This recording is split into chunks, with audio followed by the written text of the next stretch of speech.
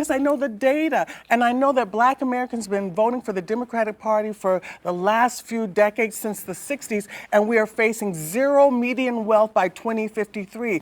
I know that Black American families were two-parent households. A traditional family in the 1930s was 87%.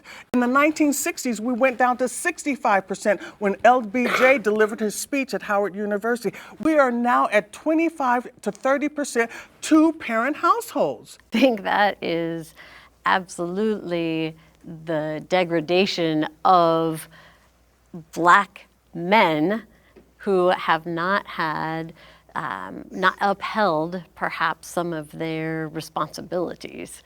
Couple of things that I've noticed. You alluded to this when you went back to the 60s. In the 60s, we were people. We were individuals that had thoughts and feelings.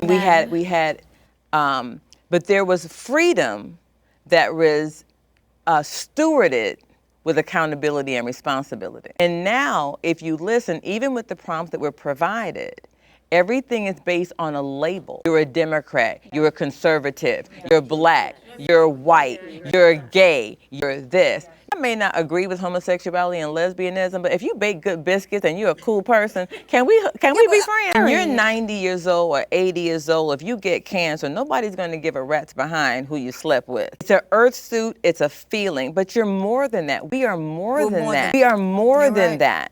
Now, I do believe, and I'm going to try and be good and stay where we were supposed to, but what I've seen is when we don't come together as people and have these dialogues, and we start coming together and go, oh, wait a minute, you mean to tell me that you didn't let my Black friend in? We have to bind together. But what happens is you will see an injustice, but if you don't have an infrastructure of friends of other Black people that you can begin to come together with and build this.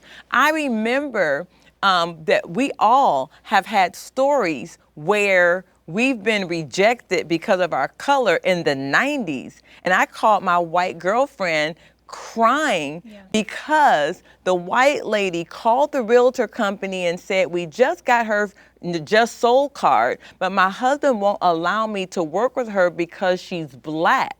My friend was flabbergasted. She was like, this is 1995. This still happens? But because we had relationship, she was able to see, encourage me through it. But you know what my white counterparts, my Black counterparts said?